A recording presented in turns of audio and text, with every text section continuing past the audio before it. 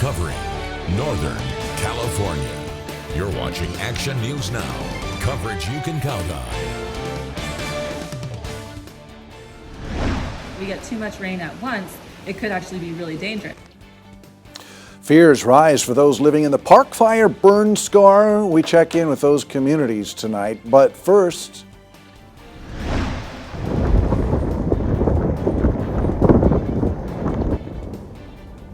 we continue our Storm Tracker weather team coverage. Chief Meteorologist Howie Gordon is joining us now. And Howie, this Alert California video right here that we see in this other box is time-lapse video over Shasta County showing just how quickly the storm can move over our area. And it's been a little bit different the way this storm has been behaving. Am I right? So what's causing that? Yeah, they're just hanging out there. I've shown on some of the models, and I'll show it again, Alan. They're just out there spinning, but the river is continuing to come our way. By no means has that atmospheric river stopped moving towards us here in Northern California. And I'll clear this up over the course of the next couple minutes. We'll start off, though, remember, I don't want to ignore these winds where I've calculated some gusts over 50 miles per hour. These are sustained winds, but we're gusting at times to 37, 44, 51 miles per hour. Thus, we have the wind advisory and the high wind warning up there in Modoc. But again, we're looking at gusts over 50 miles per hour.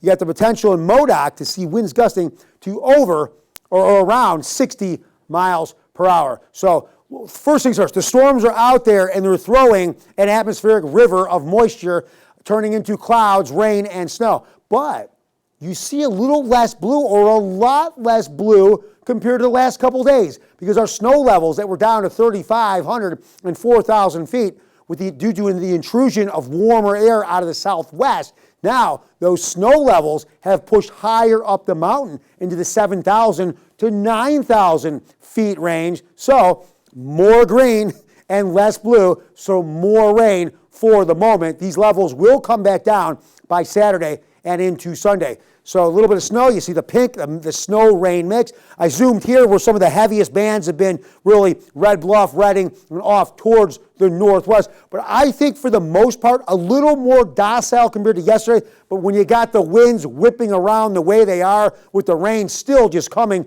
relentlessly, yeah, nothing's going to feel anything on the less side. Here's our temperatures. Now, they are a little higher with the intrusion of that warmer air, but they're not fluctuating greatly from the morning to the afternoon to the night to the overnight because that moisture is just holding on to that heat and it's just not transferring efficiently. You're not seeing sunshine and you're not seeing really an intrusion of cool air to change things. So pretty comparable, but a little warmer than what we've been. Okay, high pressure. Sitting in the desert southwest so many times, it sat here, keeping storms and everything away from us and allowing us to just heat up. You saw that most of the summer. Right now, the high pressure is over the desert southwest and really, for the most part, holding these storms out there in the open ocean, the jet stream further to the south, so not pulling these storms along, they're just spinning and spinning and spinning, but they're pulling that moisture and pushing it our way. That river just continues to hit us, bringing us with the rain, the higher level snow. Again, the warmer air moved up, so that pushed those snow levels higher up the mountain. But maybe a little break on Saturday. Other than that, we are looking at a lot of showers here in the area. And really, by next week, there's a chance I'll try to clear up my next weather, but we might stay dry for Thanksgiving. That's days away, but we'll talk more about that coming up in just a little bit, Alan. All right, thanks, Howie. And it's not just flooding and fear of flooding that we're struggling with. Power was just restored to nearly 6,000 people in Chico and in Durham, about 5,400 customers in Chico, 500 in Durham. PG&E says that the storm knocked out power right around 1:30 this afternoon, and the utility says it appears to be a weather-related issue at a substation on Midway. Steady rainfall also has fire survivors in the Park Fire burn scar a little nervous. We checked in on the community of Cohasset, and although streams are flowing high, Butte County's Office of Emergencies says that there have been no reports of downed trees or storm damage within the burn scar. Now, a reminder, the burn scar poses a higher risk of flooding because of the burned soil. It does not easily absorb water.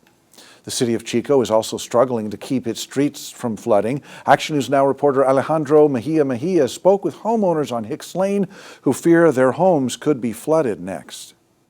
I'm on the corner of Hicks Lane and Oasis Drive, where you could just see the rain coming down and the winds picking up and causing water to come onto the road that is causing flooding onto portions of Hicks Lane.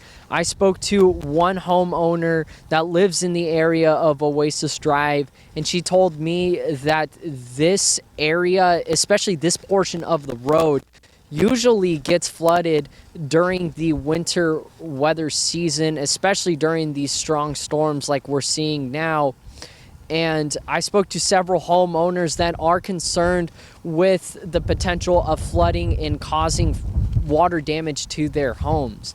We're going to keep you updated on air and online as we continue on with our Storm Tracker weather coverage. In Chico, I'm Alejandro Mejia for Action News Now. Well, some flooding has already closed roads in the Chico area, including parts of West Sacramento Avenue near River Road, as well as parts of Nelson Road and Durnell Drive. 2 people are dead after a house caught fire in the city of Shasta Lake this morning. The sheriff's office says the fire started on Red Bud Lane just before 5:30. And when firefighters arrived, they found 2 people inside the home who had died. They are not yet releasing the identities of those people. The deputies say so far the fire appears accidental. Firefighters in Oroville were able to save 2 people from a mobile home fire that we were at the scene for on Oro Dam Boulevard right around 2:30 this morning. Crews rushed the man and woman to the hospital for 2nd and 3rd degree burns. The family tells Action News Now the couple had lived there for 20 years. The family's dog did not survive. The fire also destroyed their home and a car, and still no word on how that fire started. The CHP Quincy office is asking for your help to identify a deadly crash victim. Officers say the driver hit a tree and then the car caught fire. This was on Highway 89 near Dixie Canyon Road. It happened late yesterday afternoon, and the CHP says the driver died on scene. If you know anything about this, give them a call. A local band student is making it big how you can further their future new at 6. But first, are you struggling to keep your storm drains clear of debris? We show you how the city of Chico is helping neighbors keep tabs on the Leaf Task Force next.